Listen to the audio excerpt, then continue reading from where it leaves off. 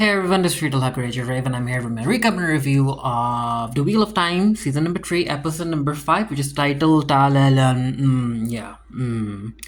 So the episode opens up with Moraine deciding to basically channel through the white orb that she found in the previous episode, which is one of the Sangragals or whatever you call them, that a female channeler is supposed to use. And if she ends up pairing this up with the sword that the Dragon Reborn is supposed to use, then they can take down the Dark One.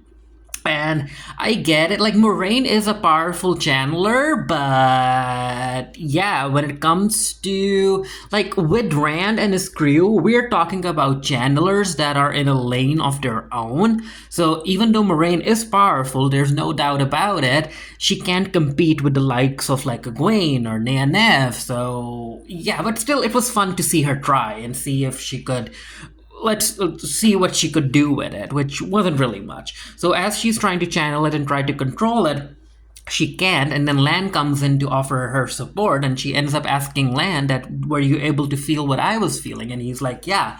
And apparently the feeling was quite euphoric. However, it was also accompanied by a feeling that's kind of like hunger or thirst, but a bit more deeper. We see the Wise One and everyone walking with Rand. Apparently, he's gonna make his announcement of being the Karakaran or the Dragon Reborn. And of course, there are gonna be some factions who do not believe it because Avi is right with them. And Avi is like, you know what? I don't blame them for not trying to support Rand because, again, he is not one of us. But the Wise Ones are like, you know what? It doesn't matter. Get with the program. He is the Dragon Reborn, whether you like it or not. The chief ends up introducing the group to his other wife, and yeah, he's in a threesome, basically, which, you know what? Good for him. And then he also has a granddaughter, and the granddaughter ends up asking Rand if he's Dragon Reborn, and he ends up showing the little child his arm tattoos, and then he runs after her in a playtime session because Rand's a nice guy when it comes to kids and everything. And Egwene's watching, and I guess Egwene's like, oh, okay, I guess if we do end up getting married and whatnot, I better give Rand some children. The Wise One tells Egwene that, you know what, the time for watching Rand is over. You need to focus on yourself. You need to practice your dream walking abilities. We have this entire scene between Auntie and Mother, and Mother, before Auntie arrives, Mother is basically going through the letters that Moraine used to write her, because, yeah, she misses Moraine, and I understand that, especially with Moraine. Like, Moraine saved her life, even after what Mother did. But yeah, Auntie walks in, and apparently Auntie's perfume is like so strong that you can actually smell her before she enters, and she smells like roses. So the entire interaction between these two is that Auntie doesn't like Mother. She does not, and she makes it very clear. And she basically tells Mother that, you know what, I'm gonna put the tower to another vote, and I'm gonna try and vote you down because I'm gonna be taking the Emberlyn seat. And she just doesn't respect Mother at all, calling her fish folk and all of that stuff, and she doesn't like how she ended up changing the most important chamber in the tower to resemble a fish hut and yada. And basically she just doesn't trust Mother, especially with Moraine being involved and all of that stuff. And yeah, Mother is like, I gotta figure something out. I gotta make sure that she doesn't come in and take votes away from me. We have a scene where Varen is trying to connect with her sister, and she's kind of making progress, but then again, we know from the previous episodes that when it comes to the mind, you can't really heal the mind. The damage has been done. You just gotta adapt to it or like work around it and whatnot. So yeah, while that's happening, this is where Mother comes in and she tells Varen that we still have one black Aja in the tower, because Varen is telling Mother about how the Aja function in hearts made out of 3 Ajas each, and one Aja knows one other person in the other heart, and that's their contact about who the other black Aja is. And it's basically like a failsafe in case the Aja get captured, so not one single Aja won't be able to tell you the names of every other Aja involved. So yeah, even though Liandrin and most of the black Aja ran away, there's still one black Aja in the tower, and Mother thinks that it's Auntie, and Varen is like, you know what, we shouldn't confuse suspicion with confirmation. And this is where mother, but I need the truth, so we got to figure out what to do. And Varen is like, you know what, if we tell auntie about the two black aja that we have in the dungeons, if maybe she'll go either to kill them or silence them if she is indeed the black aja. And mother is like, yeah, lay the bait, let's see what happens. We head on back to the Two Rivers village, and this is where we get a scene between Alana and Maxim. And yeah, Maxim is like, Alana, what the heck are we doing here? We need to go, we need to do something. And Alana is like, oh, you're so tired of this place already? I thought that you had eyes on the baker boy over there. And Maxim was like, you know what? I kind of did, but then I ended up tasting his bread, so So while they're having this conversation, Falcon comes in on her riding on her horse to tell Perrin about where the white guards have Matt's mother and daughter sisters.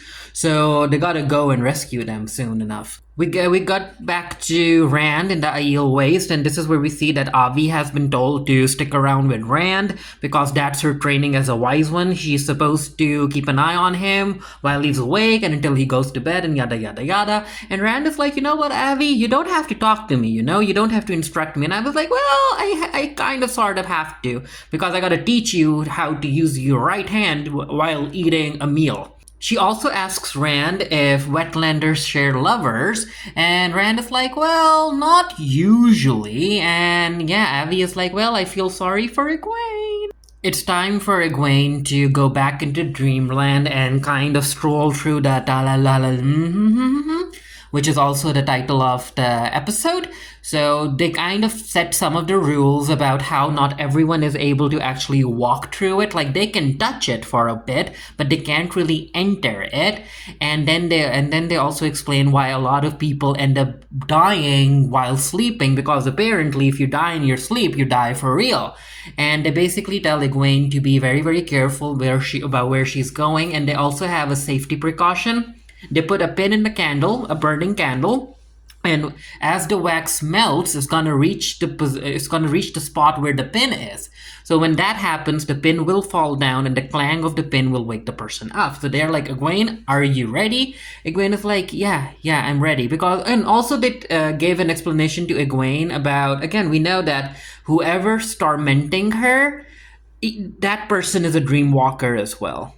There's also a point about how the Tel'aran'rhiod isn't really connected to the one power, even though Aes Sedai believe it to be, which I'm like, huh. So there's other stuff that's not part of the one power, but then again, if it's not part of the one power, how come Lanfear is able to walk through it? So again, there's a lot of lore in this show, and also there's also a lot of contradicting lore, which is also based on what people believe. While in a dream world, I like this scene where Egwene immediately ended up wearing this armor, and she's like, what the heck just happened? And then the wise one told her that because you were feeling scared and you wanted protection, you basically conjured up this armor in your dreamscape. So basically, your thoughts and beliefs and feelings matter a lot. So if you are able to control those feelings, you should be able to control what you experience in the dream. While she's talking to the wise one, she ends up teleporting herself.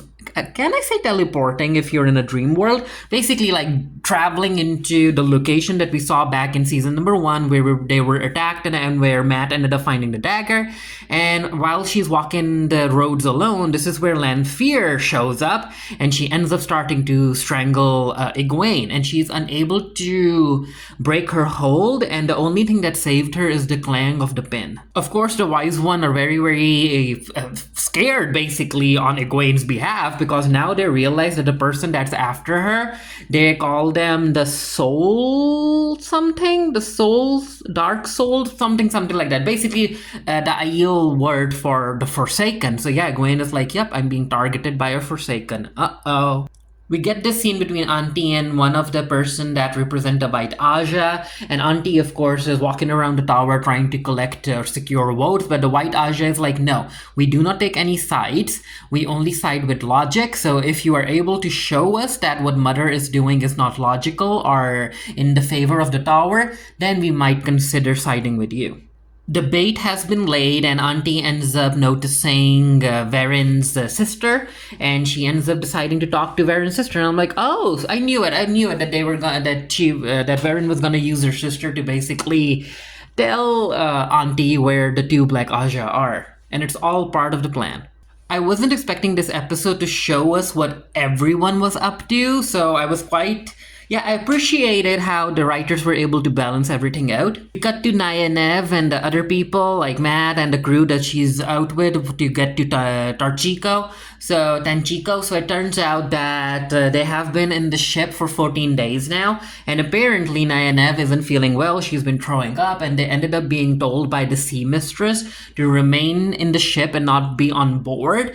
And yeah, Princess is like, we gotta listen to what the sea mistress said. And then she knows a lot about history and geography, as she would, considering that she's a princess of a very, very powerful nation. And she's been reading up on Tarchico. And then this is where Matt has had enough of it. Matt is like, no, I'm cooped up here. I feel I need to go. I need to go upstairs and get some air and yada, yada, yada. And this is where Princess ends up noticing that they ended up passing a few of the landmarks a bit too early. And at first I thought that these people were getting kidnapped, but no, it turns out that the ship that they're on, it has a very, very different way of traveling. But yeah, Matt is like, yep, I'm going upstairs, and Nynaeve and Princess follow him.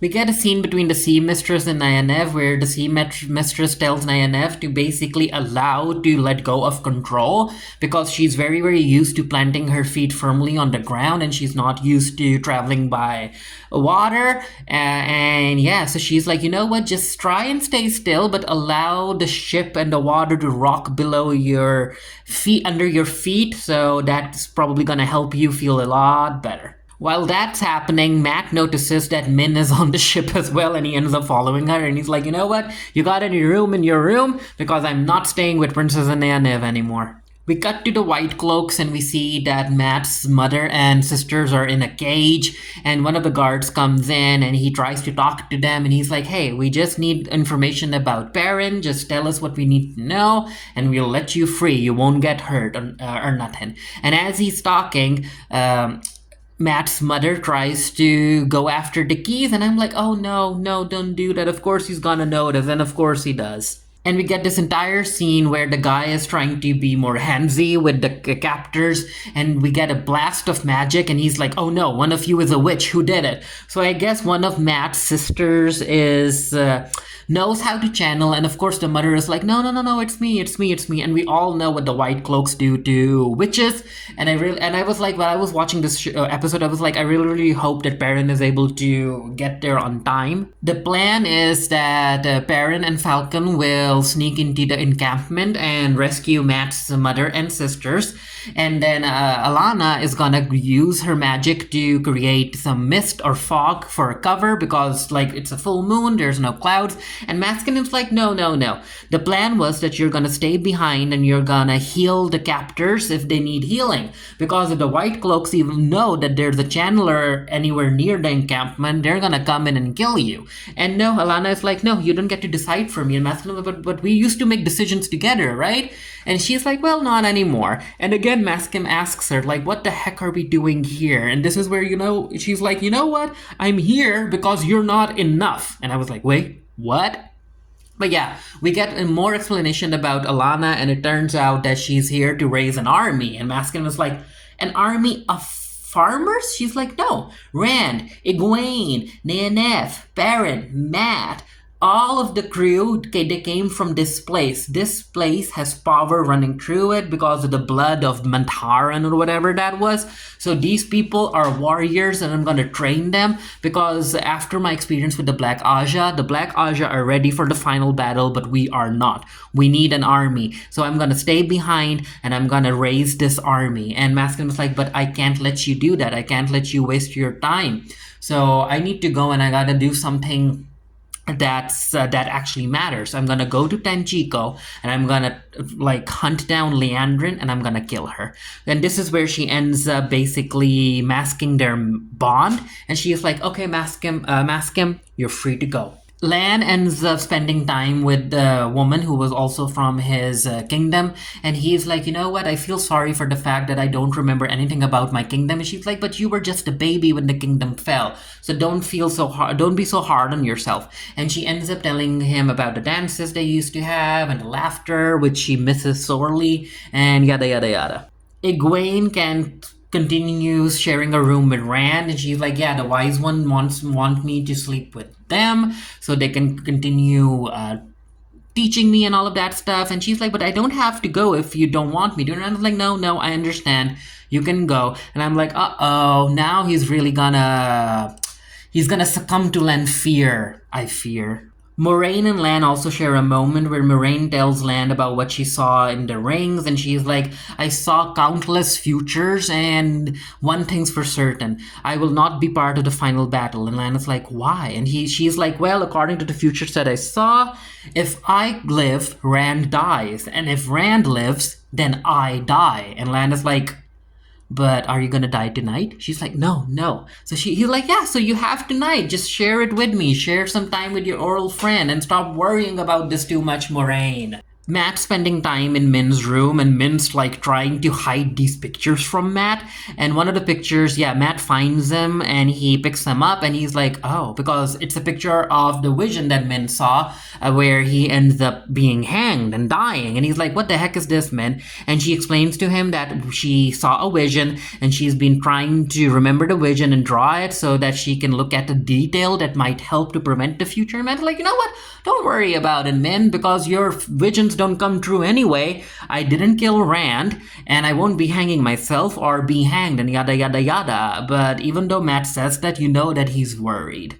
We get this scene where we find out that the reason that the ship's been traveling so fast is that some of the people on the ship can channel, and they are like channeling air and stuff in order to give the sails more wind so it can travel faster. And the sea mistress tells Neanev and the princess that they better not tell this to the tower. And they're like, "But why not? Why aren't you like learning how to channel from the tower?" And the sea mistress tells them that there's more ways to connect to the one power instead of using whatever the tower teaches you. And she tells Neanev that you can't access the one power anymore, right? And Neanev is like, no, I can access it sometimes, but not always. So basically, it's like Neanev has to find her own way to channel the one true power, which I guess she'll do near the end of the season for a big for a big impact or something. Which I understand, but also like, Neanev, come on, girl, start channeling.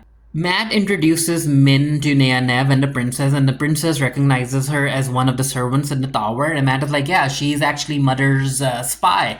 And Min is like, "Well, not a good one." So Neanev is, of course, distrustful, and she's like, "Matt, can we trust her?" And Matt is like, yeah, we can." And Min is like, "You have to trust me because I've been to Tenchico before, so I can kind of serve as a guide." Over in Tenchico, Min tells Matt, Egwene, and the princess, Neanev and the princess, to be very, very careful because it's a very, very harsh place to be in. To do not make eye contact with anyone, and princess better not be showing off her wealth and stuff. And also, they're like, "We gotta find Liandrin." But the issue is that they're not even sure if the last name that they know is even Leandrin's actual name. But I know. Like, even if they don't find her, I think Leandrin and Black Aja are gonna end up finding them way sooner or earlier. And we also know that there's a Forsaken out there as well, the Spider Woman. So, cutting to the tower, Auntie makes her way to the dungeons, and this is where she ends up seeing the two Black Aja. She asks them about the other Black Aja's name, and they're like, "No, we will never tell you." And yeah, Auntie ends up killing one of them right there, and she ends up focusing on the other Black Aja, and she's like, "This is not a negotiation. I am gonna make you feel so much pain. You better answer my questions." And before the Black Aja can say anything, she gets attacked by the Gray Man, who also ends up attacking Auntie, and I was like, "Oh no, is she gonna die?" Because I don't want her dying. Because I knew that she wasn't Black Aja, I knew it, but I also don't want her dying like this. Mother and her advisor make it there in time, and they take care of the Gray Man, and Mother ends up healing Auntie, and she's like, "Yeah, so it turns out that a Gray Man was sent to kill the Black Aja in the dungeons, which continues to show that there is a Black Aja in the tower. And I really, really hope that it's not Mother's advisor, but let's see. And Auntie is like, so you baited me like this? And Mother is like, yeah, I did. With Alana creating the fog, the leader of the White Cloaks are like, nope, there's something wrong with this fog. And I was like, yep, I think he suspects that there's a channeler nearby. Perrin and the Falcon end up rescuing Matt's sisters, and they're like, okay, where's your mother? And they're like, well, she got taken. And this is where Perrin finds out that, yeah, Matt's mom she's dead. We get this scene where everyone ends up getting attacked. Alana gets attacked by the White Cloaks, a bunch of White Cloaks, and I'm like, oh, they better not kill Alana. They better not. And then Perrin also gets attacked by the son of the commander that he killed, and yada, yada, yada, and Falcon tries to save him. Well, she is able to save him and everything. She's like, you better get up. We need to get out of here. We'll tend to your wounds later. And again, I feel that Falcon is one of the Forsaken. Yeah, I'm just noticing that this is a very, very dark episode. Like, I can't really see much, especially to the camera while I'm recording this. But yeah, come on, people, better lighting. Give me better lighting. So it turns out that before Alana can be killed, Maxon comes in and he's able to save her. And I'm like, yay! Woohoo! And it turns out that she ended up basically activating their bond 5 arrows in, and I guess Maxim was nearby. We get the scene in the dream world between Lanfear and Rand, about Rand talking about destiny and how he ended up seeing her, who she used to be. Well, he was in Rehorden. That area. And she's like, well, I'm not that person anymore. And I was like, no, I think you still are. You still are that person. And I kind of feel attracted to you because you were motivated, you know what you wanted. And Lanfear is like, well, I kind of feel the same way about you. I've fallen in love with the part of you that wants to save the world, as well as the part of you that wants to destroy it. Moraine ends up asking Egwene for a favor. She's like, so you have been training with the wise ones, so they taught you how to travel to other people's dreams, right? Can you take me with you? And Egwene is like, yeah, I can try. And she ends up using the pin trick again. She's like, Moraine, remember, the clang of the pin will wake you up. And they end up going into Mother's dream. And this is where Mother's like, Moraine, what the heck are you doing here? And these two share a conversation. And Moraine tells Mother about what she saw in the rings. And she doesn't tell her the truth about her dying and Rand living. She's like, no, the only thing I know is that if the tower does not bend the knee to Rand, we will lose the final battle. And while all of that is well and good, Moraine decides to leave, and Mother's like, no, don't leave me yet. You don't get to do that to me. So both of them end up talking about their emotions, their feelings, and yada, yada, yada. And Mother is like, why are you punishing me, Moraine? Would you have not done the same thing that I did? And Moraine is like, you know what? I might have done the same thing. You're right. I might have done worse. So Mother is like, so stop punishing me. And then these two talk about how Moraine should have been the Emerald seat. And Mother's like, you know what, don't joke. You know I would have never gotten the votes to become the seat. And then Mother also talks about how she wishes that these two never heard the prophecy and all of that stuff. And they had just galloped away on horses and lived life together on the river. Mother tries to kiss Moraine, and Moraine backs away. She's like, no, whatever we had, it has been destroyed. It's over. And Mother is like, you know what? I don't believe it. If it's over in this lifetime, I will try again the next, and the next, and then the next. I will find you in every lifetime, Moraine. And Moraine is like, and I'll wait for you. It was such an emotional moment. I loved it. But yeah, Moraine and Mother start kissing. They still love each other, which I understand. I would have understood if they had broken things off, but I now also understand that they really can't. Like, again, these two women know in what positions they both are, especially Mother, and Moraine understands why Mother did what she needed to do, and she would have done the same thing or worse. But they're still together, which, woohoo! Egwene decides to walk through the dreams to make sure that her friends are doing okay. So she walks to Nynaeve's dreams, and she sees that Nynaeve is spending time with her daughter that she saw when she went through the arches. Princess is using her channeling to basically channel on the sea with Avi behind her. Very, very Titanic in a way. Matt's spending time with his sisters and Mother, and her mother is very proud of Matt, and I'm like, "Aw, he'll never be able to hear that because his mom's dead." Baron is continuing his work in the Two Rivers as a blacksmith, and Falcon is there as well, and he's just happy. So yeah, he's really into Falcon, and I'm like, nope, she's one of the Forsaken. I think she is. And of course, Egwene decides to pay Rand a visit, and Rand is having some sexy times with Lanfear, and Lanfear knows that Egwene is there. Lanfear is like so petty. She is so petty. Like, this woman is like, what, thousands of years old, and she is so petty, and I am here for it. I am so here for it. And this entire thing is like giving that Emma and Cyclops astral affair with Jean popping in, and it's so petty. And this is where the episode ends, with Egwene knowing that the Forsaken the Forsaken is close to Rand. So I really hope that she ends up confronting Rand about it in the next episode, and then Rand ends up confronting Lanfear about it. But yeah, it's so messy. It's so petty. But yeah, that's where the episode ends. It was another enjoyable episode. Again, I liked how they ended up balancing all of the scenes between the entire cast, where we were jumping from one location to the other location, which I'm here for it. Like, I don't want an entire episode to just focus on Rand. I can't take it. I can't. But yeah, let me know what you thought of the episode down in the comment section below. And until next time, stay happy, stay safe, stay blessed. See you guys later.